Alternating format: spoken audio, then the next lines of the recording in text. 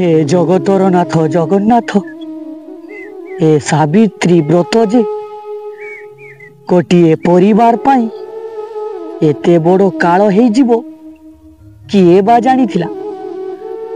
बाहाघरर प्रथम सावित्री पाई लुगा किणा स्वामी पाई एते बड़ विपद आनीदेव ताहा केही केबे सुधा चिंता करि नथिले। राति 10टा बाजी 45 मिनिट रे स्वामी सह एते बड़ घटना घटीगला ताहा शुणिले आपण मध्य कांदी पकाइबे। तो दर्शक बंधु समस्त घटना जानिबा पूर्वरु जदि आपण जगतर नाथ जगन्नाथंक उपरे टिकिए हेले भी विश्वास करुथांती तेबे कमेंट रे जय जगन्नाथ लेखिबा को जमा भी भूलिबे नहीं। आउ जदि चैनल को प्रथम करी आसी थांती लाइक शेयर सब्सक्राइब करी बेल आइकन को दबेई दियंतु जहा फल रे मु एही परी सुंदर सुंदर अनुभूति गुडी को जेते बेले भी आपनों पाखक आनिबी आपण माने सर्वप्रथमे देखि पारिबे। तो दर्शक बंधु आउ डेरी न करी वीडियो रे थिबा सत्यासत्य घटना को देखिबा चलंतु। भल पाई बाहा होइथिबारु घर ठारू लुचि रहुथिले सुनंदा एवं समीर बाबू। 10म श्रेणी ही दुहे दुहीं को परस्पर भल पाउथिले किंतु सुनंदा मैडम कर नीच जाति होइथिबारु तांको घर लोक बाहाघर पाई संपूर्ण मना करि दैथिले। समस्त चेष्टा करि सारिबा परे मध्य दुई परिवार बाहाघर पाई मना करिदेले। सेथिपाई सेमाने बाध्य होई घर छाड़ी पळेई आसिले। घर छाड़ीबार 15 दिन ही सेमाने दुई जन कोर्ट रे बाहा होई पड़िले। बाहाघर रे केही भी घर लोक न थिबारु दुहे सुनंदा एवं समीर बाबू दुखरे भांगी पड़िथिले। सेते बेले समीर बाबू गोटिए प्राइवेट कंपनी रे सिक्यूरिटी जॉब करुथिले। मासकु मात्र 10,000 टंका आउ जदि ओभर टाइम ड्यूटी करंती तेबे मोर तांकु 15,000 टंका मिलुथिला। सेही टंकारे तांकर मासे चलिबा मध्य बहुत कष्टकर होई पड़े। आउ एपटे कोर्ट मैरेज करि सारिबा परे तांको स्त्रीकर भार मध्य तांको उपरे थिला। सेपटे बाप घर लोके मध्य झियो को खोजी चली छंती। झियोर सबु सांग घर ठारू आरंभ करी मामू घर पर्यंत सबु जागा खोजी सारिलेनी सेमाने। हेले तांको झियो को सेमाने कोठारे भी पाइले नहीं। झियोर फोन को जेते भी कॉल करुथांती ता फोन स्विच ऑफ देखाउ थाए। एही सबु जिनिस को देखी झियोर बापा माँ मध्य व्यस्त होई पड़िले। बहुत खोजा खोजी करिबा परे जणे लोकंको ठारू से जानिबा को पाइले तांको झियोर 2-3 दिन हेला बाहाघर होई सारिलानी। एहा सुनी झियोर बापांको उपरे अत्यधिक राग आसिला एवं से रागरे झियोंको उपरे अनेक कथा कही गले से दिन एवं अनेक अभिमान करि बसिले से दिन झियो उपरे। किंतु सही समय रे सुनंदा मैडम को सह एते बड़ घटना घटी जीवो से केबे स्वप्न रे सुधा भाभी नथिले। 2 दिन परे जेतेबेले सावित्री व्रत थाए बाहाघरर ପ୍ରଥମ ସାବିତ୍ରୀ କାରଣରୁ ସୁନନ୍ଦା ମ୍ୟାଡ଼ାମ ସାବିତ୍ରୀ ପାଇଁ ବହୁତ ଖୁସି ଥାନ୍ତି। ବାହାଘରର ପ୍ରଥମ ସାବିତ୍ରୀକୁ ପୁରୀରେ ପାଳିବା ପାଇଁ ଦୁହେଁ ନିଷ୍ପତ୍ତି ନେଲେ। ସେଦିନ ଗୁରୁବାର ଥାଏ। ଦୁହେଁ ସ୍ୱାମୀ ଓ ସ୍ତ୍ରୀ ବାଇକ୍ରେ ବସି ପୁରୀ ବାହାରି ପଡ଼ିଲେ। ସମୟ ସେତେବେଳକୁ ପ୍ରାୟ ସନ୍ଧ୍ୟା 7ଟା ହୋଇଥାଏ। ଦୁଇ ଜଣ ସ୍ୱାମୀ ଓ ସ୍ତ୍ରୀ ବାହାର ହୋଟେଲରେ ଖାଇ ଯିବା ପାଇଁ ନିଷ୍ପତ୍ତି ନେଲେ।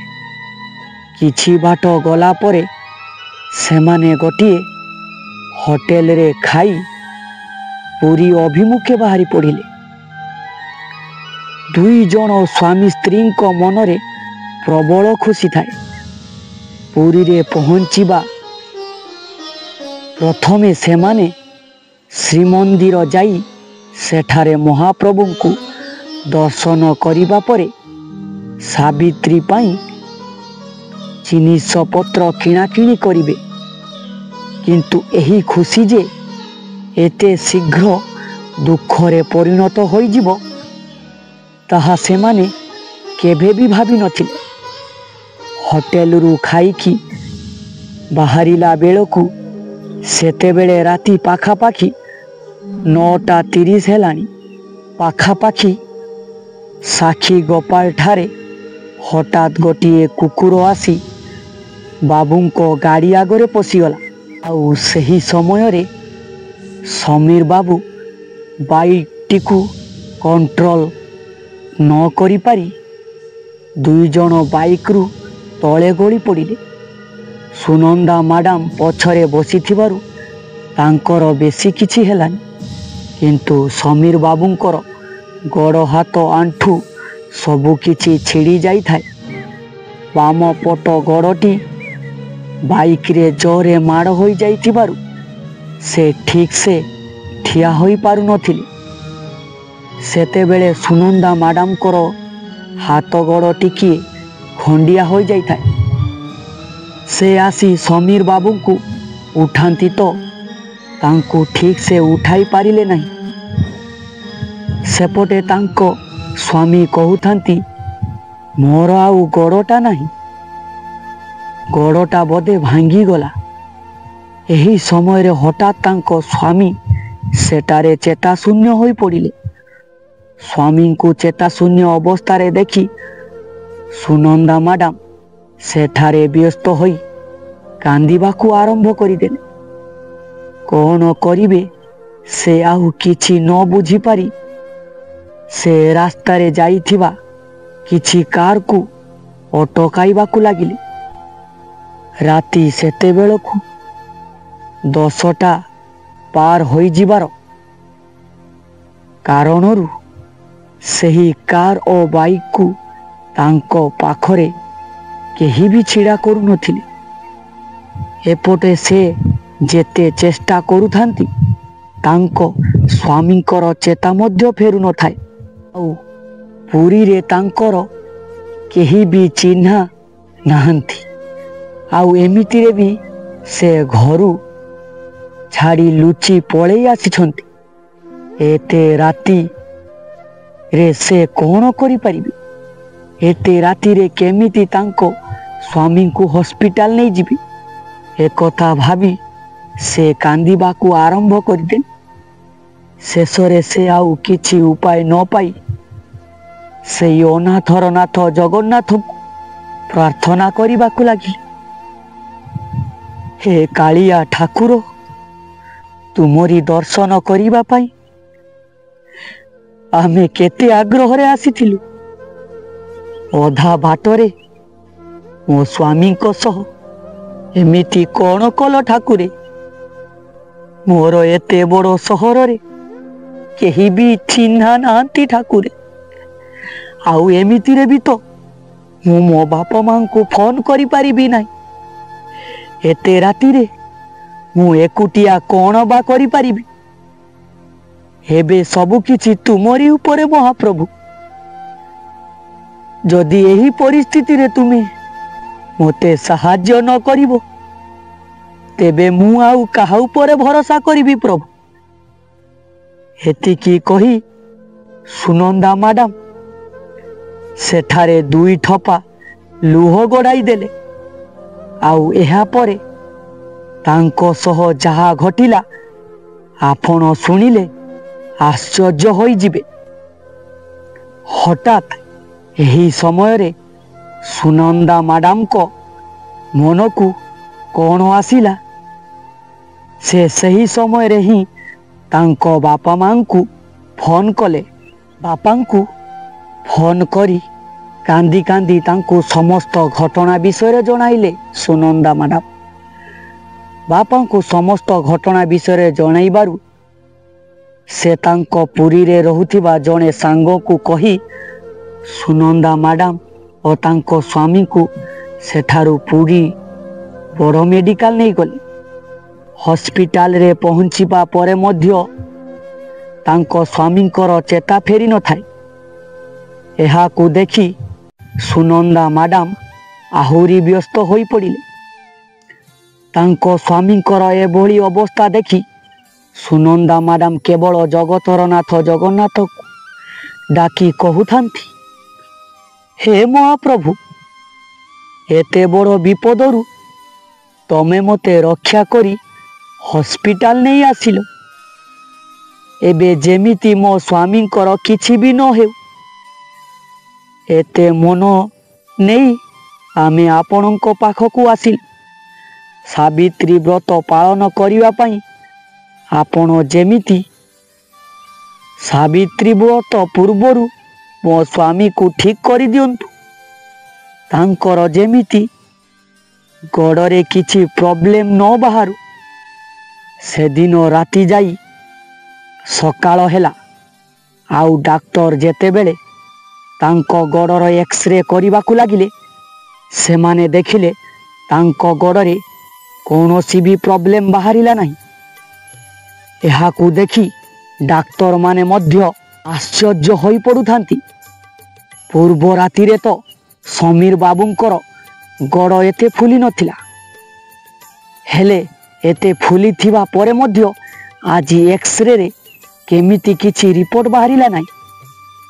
ଆଉ ଏହାର କିଛି ସମୟ ପରେ ସୁବାସ ବାବୁ ତାଙ୍କର ଶ୍ୱଶୁର ଆସି ମଧ୍ୟ ପହଞ୍ଚିଗଲେ ଏବଂ ସମୀର ବାବୁଙ୍କର ଚେତା ମଧ୍ୟ ଫେରି ଆସିଲା। ଆଉ ସମ୍ପୂର୍ଣ୍ଣ ଭାବରେ ସୁସ୍ଥ ହେବା ପରେ ସେମାନେ ଶ୍ରୀ ଜଗନ୍ନାଥଙ୍କୁ ଦର୍ଶନ କରିବାକୁ ଗଲେ। ଆଉ ସେଦିନ ପରଠାରୁ ସୁନନ୍ଦା ମ୍ୟାଡାମଙ୍କର ବାହାଘରରେ ମଧ୍ୟ କିଛି ପ୍ରତିବନ୍ଧକ ଆଉ ଆସିଲା ନାହିଁ। ଆଜି ମଧ୍ୟ ସୁନନ୍ଦା ମ୍ୟାଡାମ 2020ର ଅନୁଭୂତି କହିଲା ବେଳେ କାନ୍ଦି କାନ୍ଦି ଲୁହ ଗଡ଼ାଇ ପକାଉଥାନ୍ତି। ଛୋଟିଆ ଅନୁଭୂତିଟିଏ। ଆଶା କରୁଛି ଆପଣମାନଙ୍କୁ ଭଲ ଲାଗିଥିବ।